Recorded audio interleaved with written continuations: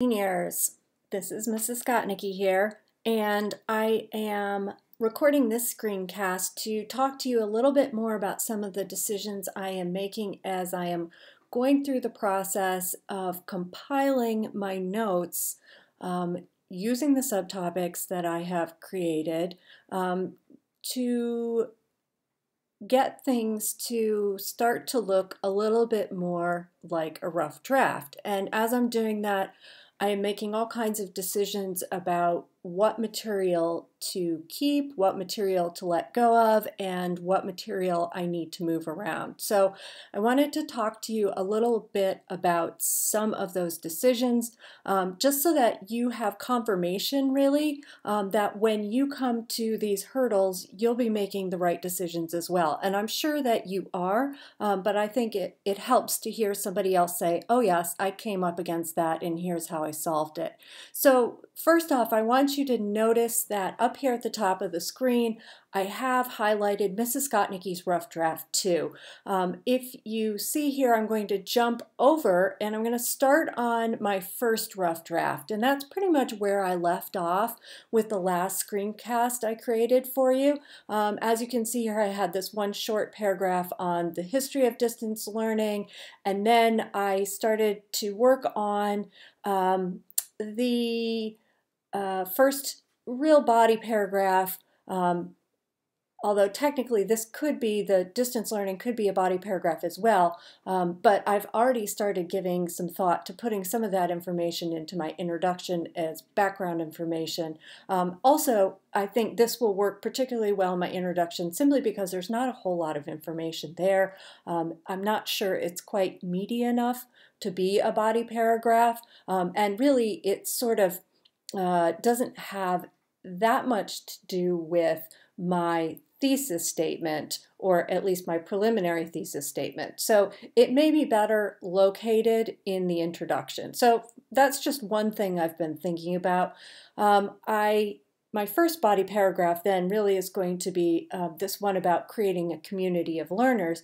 And if you recall last time I talked a little bit about this information below that I did not include into this paragraph. I haven't deleted it yet, but this sort of light pink text here all has to do with something called synchronous learning, and I do have a separate subtopic for synchronous learning, and so I'm thinking about maybe including that information under that.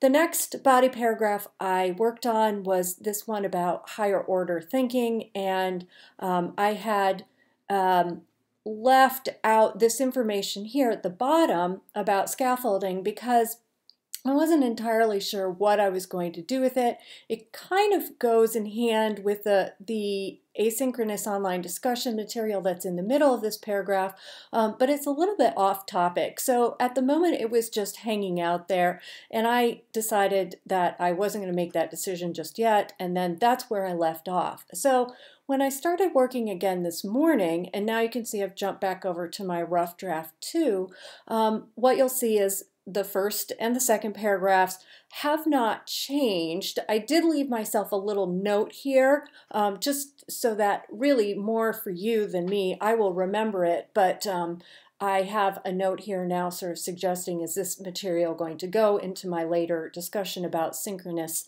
learning? And then one thing you can see that's happened here as I was rereading this body paragraph about higher order thinking, I realized I could transition. And that's something that we won't really talk about a whole lot until we move to the final draft stage, but I'm thinking about the fact that I am going to have to link these two topics together. So at one point here, I'm talking about community of learners, and then I start talking about higher order thinking. And I'm going to need to come up with some way to connect those ideas so that my reader doesn't feel like a ping pong ball being bounced around from one subject to another.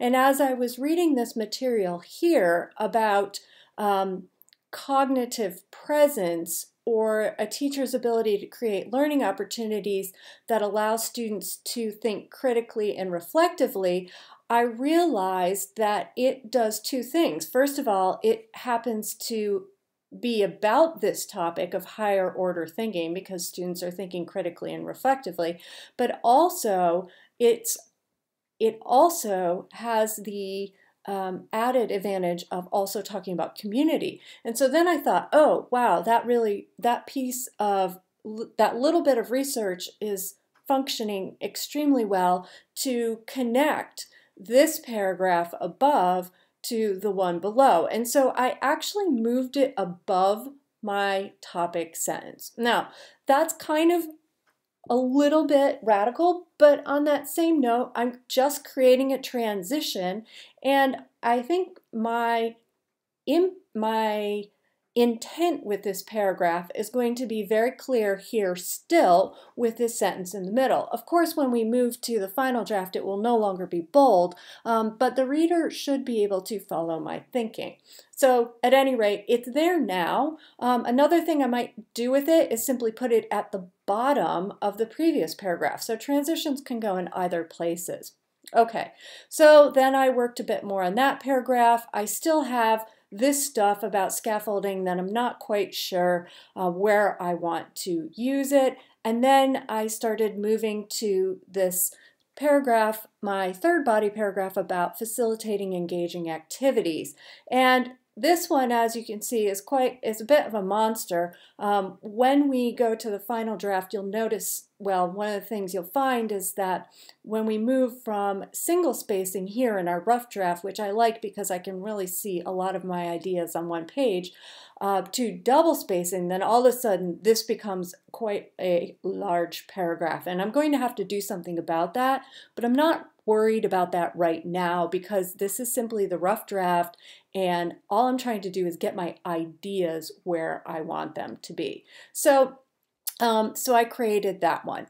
Then I started moving on, and that's where I am today. Right now is with really this fourth body paragraph, and it is a paragraph about online instruction utilizing a variety of different tools, and to both engage students and also to aid students. And so what I'm going to be thinking about this morning as I continue to write is I'm going to think about the order in which I include this material. And I'm also remembering that up here I have this little bit of information about scaffolding, and scaffolding is a method of teacher support and so for students, and so therefore that actually might be pretty well placed in this paragraph. And so what I'm going to do right now is grab that, and I'm using Control X,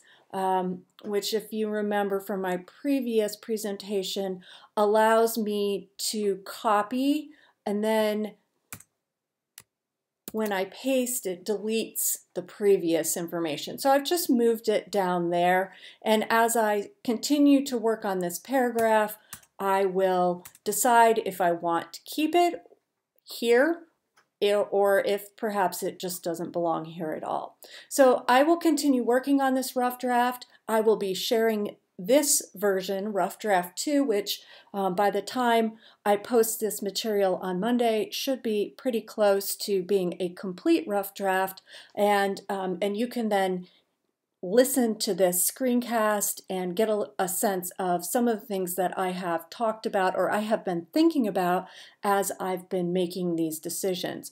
Of course, revision is a recursive process, and what I mean when I say that is I am constantly going back over, right? I look at a paragraph, I say, do I have the material in the right order? Is it the most logical order? Can the reader follow my train of thought? And always when I'm thinking about putting together information from a variety of different sources and places, I'm thinking about the reader, and I'm thinking about the fact that the reader doesn't have the background information that I have because I've done all kinds of reading about this topic. And even though I've just taken what I think are the most important pieces of information from the articles that I've read, really in my head, I have a great deal more information because I've read those articles completely.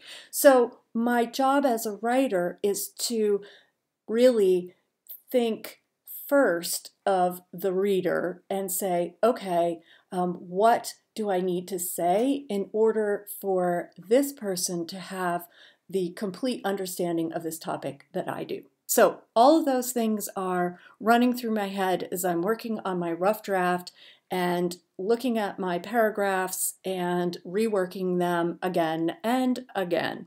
Of course, revision is a process that could go on indefinitely, but that's not a good thing, and that's usually why deadlines are helpful, because at some point we simply have to stop. So at any rate, I do look forward to seeing your rough drafts, and if you have questions, please reach out. Thanks, take care, stay safe.